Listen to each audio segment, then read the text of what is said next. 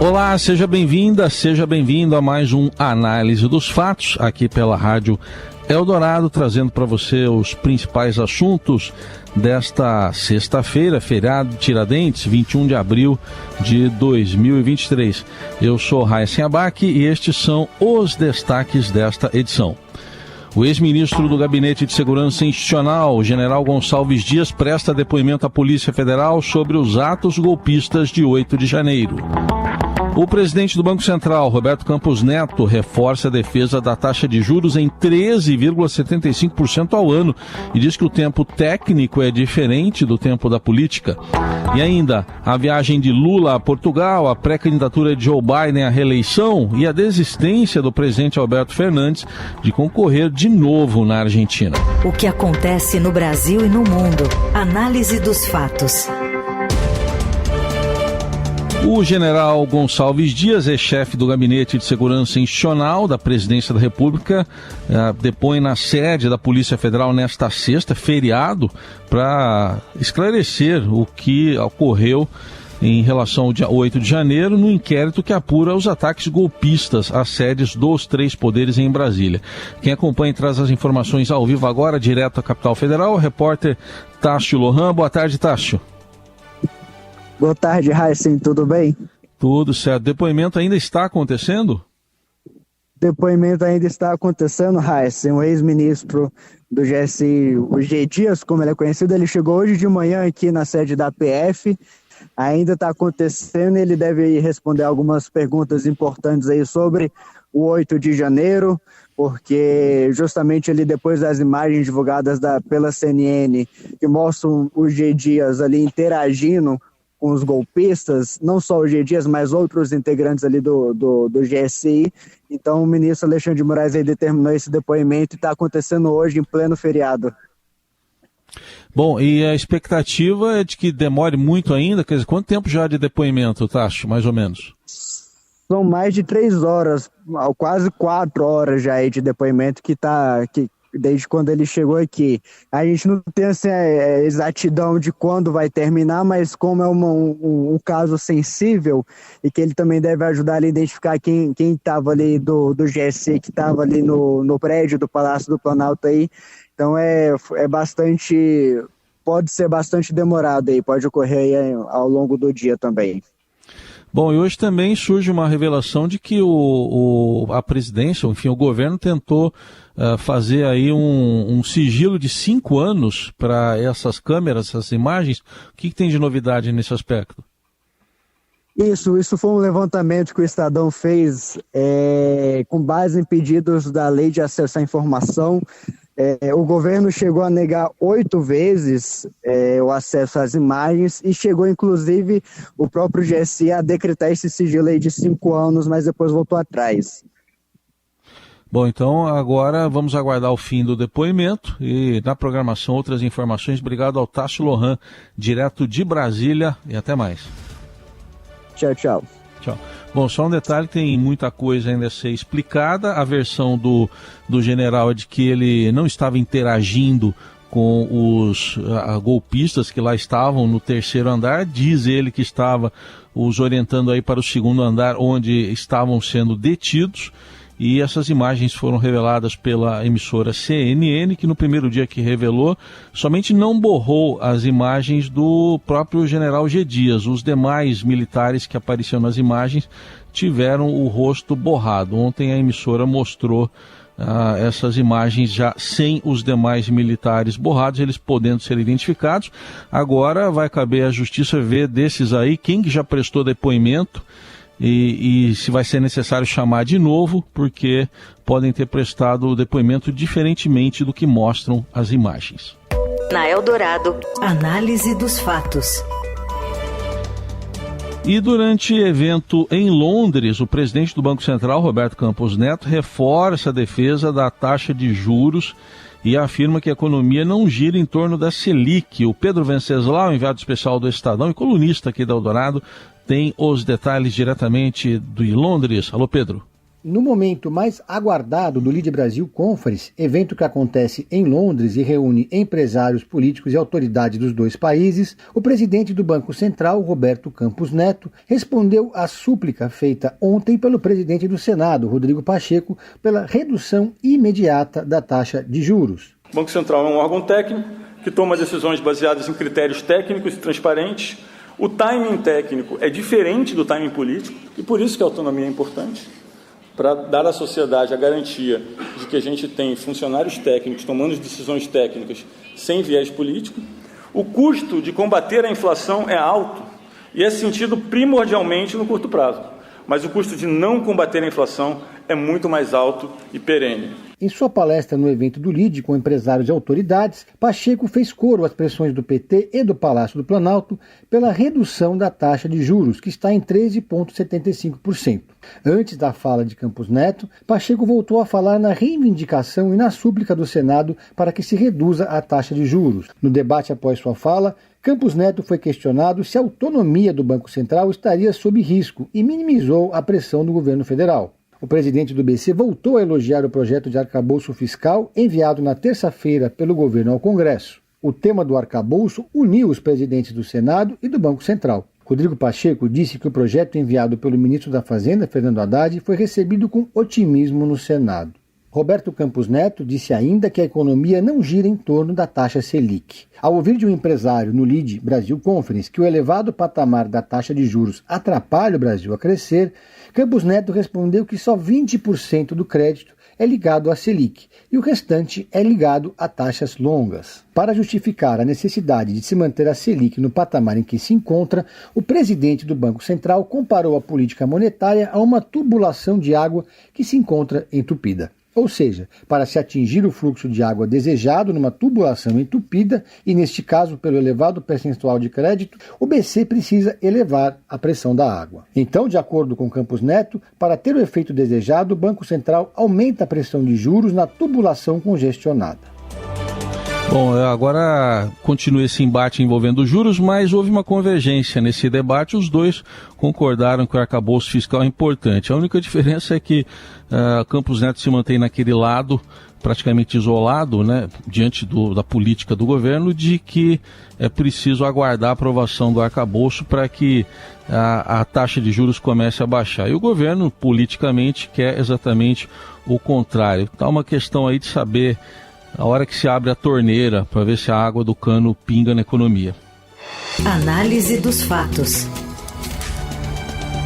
O presidente Luiz Inácio Lula da Silva chegou nesta manhã a Lisboa, onde ficará em visita oficial até a próxima terça-feira, quando viaja para a Espanha. Ele não tem compromissos oficiais nesta sexta, nessa que é a primeira viagem que o presidente faz à Europa neste terceiro mandato, com uma agenda cheia de simbolismos, também de negócios. E quem acompanha é a Cristina Canas, repórter do Broadcast, enviada especial do Estadão a Portugal, traz as informações agora ao vivo aqui no Eldorado. Oi, Cris, boa tarde para você aí, quase boa noite, né? Boa tarde, Raíssen. É isso aí. Ainda para mais e como é que foi a chegada do presidente? Como é que foi a chegada do presidente? Foi tranquilo. Foi uma chegada bastante tranquila. Ele pousou por volta de 10h30 da manhã, um pouco depois disso, e já se dirigiu diretamente para o Hotel Tivoli, aqui na região central de Lisboa, e está descansando porque hoje ele não tem nenhuma agenda oficial. Tá, então, ele vai ter algumas agendas com o presidente português, também com o primeiro-ministro, não é? Isso, mas só a partir de amanhã, viu? Amanhã o dia dele deve começar cedo, com uma cerimônia de boas-vindas, que terá honras militares, e vai acontecer na Praça do Império, que é ali bem em frente ao Mosteiro de Jerônimos. Depois Lula entra no Mosteiro de Jerônimos, deposita flores no túmulo de Luís de Camões, faz uma visita guiada, e em seguida ele vai até o Palácio de Belém, que é próximo ali, onde vai se encontrar com o presidente Marcelo Rebelo de Sousa.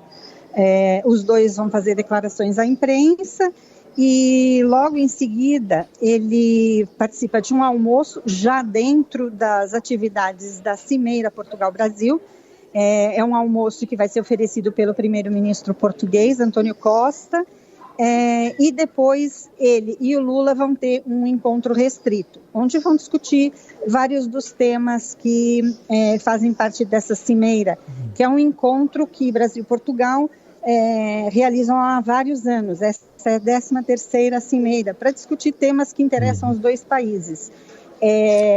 No entanto, assim, mesmo existindo já há bastante tempo, há 7 anos que não acontecia esse encontro. O último ocorreu em 2016, durante o governo de Michel Temer. E de lá para cá não tinha mais havido esse encontro, e Lula está aproveitando, retomando essa agenda em mais um esforço do presidente em reatar as ligações do Brasil com o restante do mundo. Durante a tarde, ainda 8 ministros que acompanham o presidente aqui nessa visita vão se reunir com os similares portugueses, né, para discutir várias questões, principalmente questões que interessam aos imigrantes brasileiros em Portugal. Oficialmente, assim, tem 250 mil brasileiros morando em Portugal no momento, mas esse número deve chegar quase a ser o dobro, segundo estimativas do próprio Itamaraty, porque nesse número de 250 mil não constam os brasileiros com dupla cidadania. Então, o número é muito maior do que esse. E vários dos temas que interessam a eles, como seguro-saúde, equivalência de diplomas e outros desse tipo, devem ser discutidos nessa agenda da cimeira de amanhã. Muito bem. Para fechar, Cris, tem alguma previsão de protesto aí da extrema-direita portuguesa contra Lula? Olha, o líder do Chega, que é o partido de extrema-direita português, André Ventura, ele chamou manifestações, sim, para o dia 25, que é o dia em que Portugal comemora 49 anos da Revolução dos Cravos, que foi a revolução que tirou Portugal da ditadura salazarista. Ele chamou alguns protestos, mas parece que também houve uma mobilização dos apoiadores de Lula aqui. Afinal, Lula ganhou com 64% dos votos a eleição aqui em Portugal.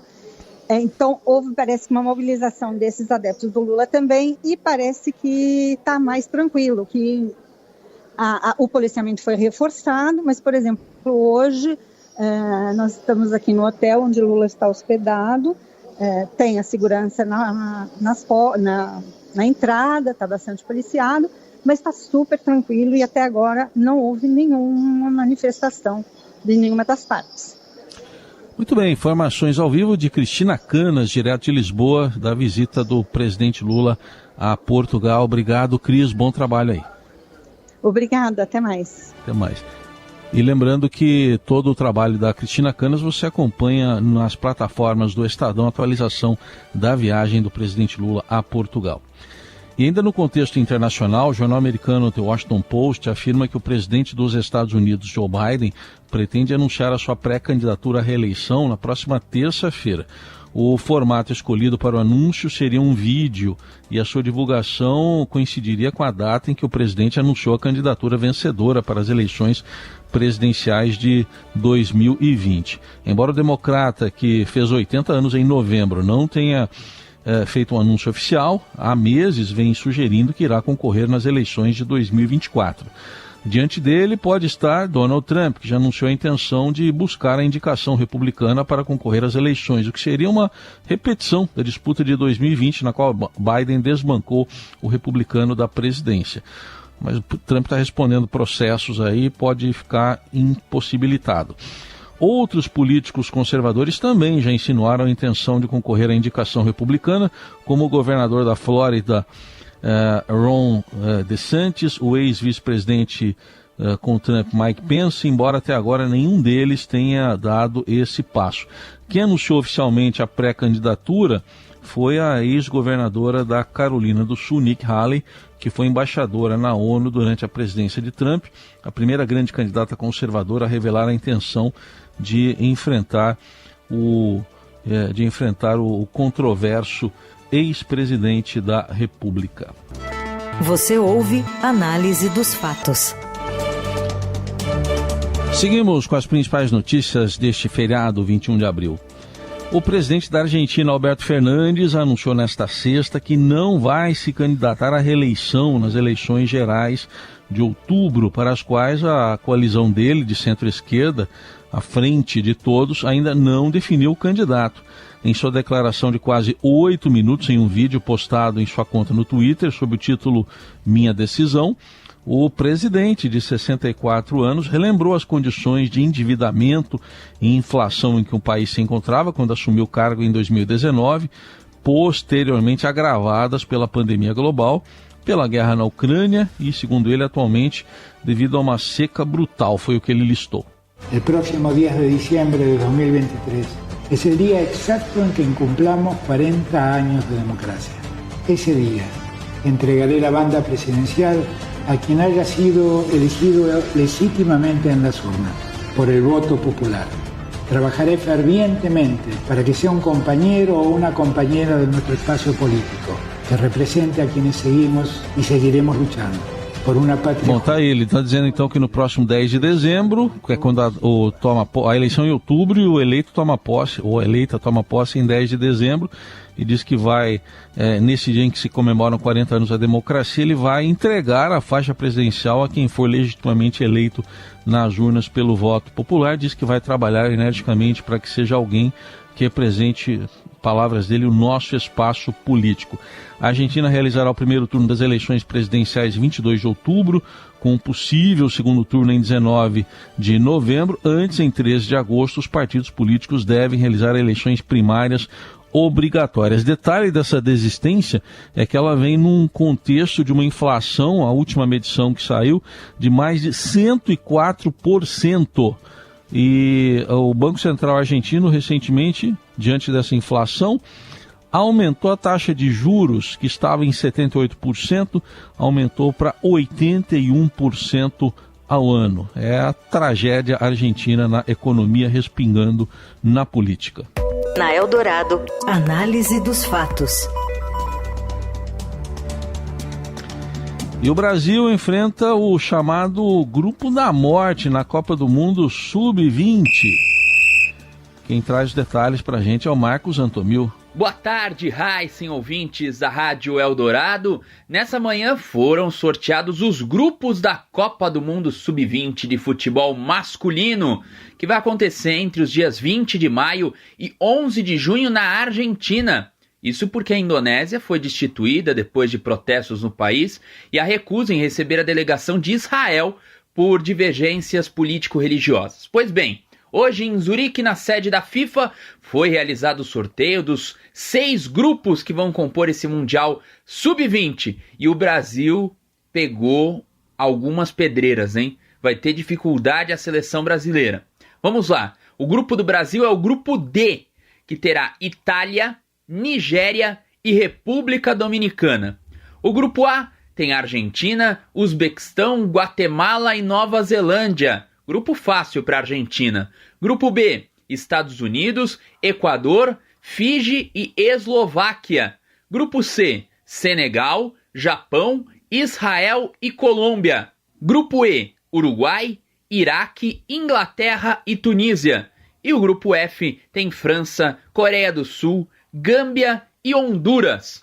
Os sul-americanos e os europeus são os favoritos. A Argentina só conseguiu a vaga por ser o país sede, então não chega com esse status de favorita. Mas Brasil, Uruguai, França e Itália, esses sim são os principais candidatos ao título do Mundial Sub-20. Lembrando que avançam os 2 melhores de cada grupo, mais os 4 melhores terceiros colocados para as oitavas de final. É isso, Raíssen, até a próxima! O que acontece? Análise dos fatos. Se você perdeu esta edição ou quer ouvir de novo, acesse radioeldorado.com.br ou assine gratuitamente o podcast no iTunes, Google Podcast, Deezer ou Spotify.